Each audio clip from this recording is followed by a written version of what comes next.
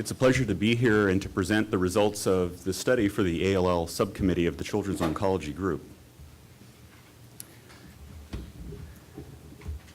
Children's Oncology Group study AALL0434 was a phase 3 study looking at outcome in patients with T-ALL. Following initial consenting, a standard 4-drug induction regimen was used, which included the use of the corticosteroid prednisone. The response to that initial therapy was assessed, as we'll discuss, using flow cytometric minimal residual disease detection, and patients were assigned to their respective risk groups. Following a second consent, post-induction therapy was given using a 2x2 randomization protocol. The first randomization was to Capezi methotrexate plus pegosparaginase versus high-dose methotrexate. Second randomization was plus or minus nelarabine. Neither of the results of these randomizations are currently available as we're waiting for the data to mature and are not part of the discussion for today. Patients also received cranial radiation if they fell into the intermediate or high-risk groups, which represented about 90% of the patients on this trial. In the end, about 1,144 patients with T-ALL, representing children and young adults between the ages of 1 and 30, were enrolled on this trial, so by far the largest trial of T-ALL ever conducted. This occurred from the time period beginning in January of 2007 through about June or July of 2014. The ETP subclassification, or early thymic precursor subtype, was assessed at the time of enrollment onto the study because it had been shown that early thymic precursor T-ALL was a particularly poor outcome subset of patients with T-ALL. Following therapy, minimal residual disease was assessed at a single central laboratory using 8 and 9 color flow cytometry. We assessed initial response at day 8 in the peripheral blood and response at end of induction at day 29 in the bone marrow. This table describes the results of this trial.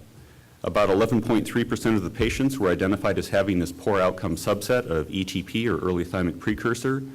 17.0% of the patients had a related immunophenotype that we called near ETP, a phenotype that was similar to ETP but with an unusually high level of CD5 expression that disqualified it from standard ETP classification. And the remaining 71.6% were in a category we called not ETP. There was a notable statistical difference in the level of residual disease that was detected at the end of induction, being a level of disease below 0.1%, with only 18.6% of patients receiving this MRD negative status if they were of ETP type, 35.2% if they were of near ETP type, and the remainder having a much more frequent absence of MRD at 69.5%. Induction failure was also notably different between these groups, ranging between 7 and 8% for the ETP and near ETP types, while being noticeably lower in the not ETP category at 1.1%. Despite these differences in both MRD and induction failure, the 5-free event-free survivals and 5-year overall survivals were essentially the same between these groups, being respectively about 85% and about 92%. These outcome data are shown here on this slide. One can see that following after the first 1 to 2 years, there are essentially no events on this trial, and there's really no difference at all between any of the ETP subsets that were described. So the poor ETP status that had been previously described for this disease appears to have been eradicated by the therapy used on this trial. Also note that these events occur all during the first year or so after therapy. Minimal residual disease analysis that was performed at the end of induction was able to stratify patients based on outcome. In particular, patients having MRD greater than 0.1% in the bone marrow had a worse outcome than those that had MRD at a lower frequency. In particular, there was a bad outcome subset of patients having MRD above 10% that were essentially closely related to induction failure. And this is a particularly poor outcome subset of patients with this disease.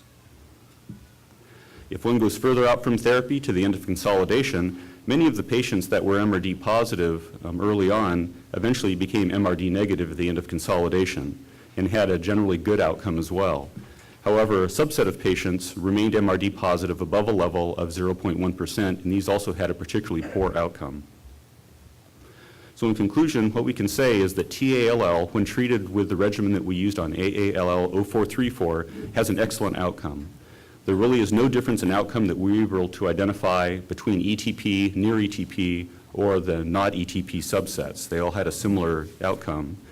This is despite the presence of increased levels of minimal residual disease at the end of induction, as well as a higher incidence of induction failure for the ETP and near ETP subsets. The study also demonstrates the utility of post-therapeutic monitoring using minimal residual disease detection that was able to stratify patients in terms of risk at both end of induction at day 29, as well as the end of consolidation. Thank you very much.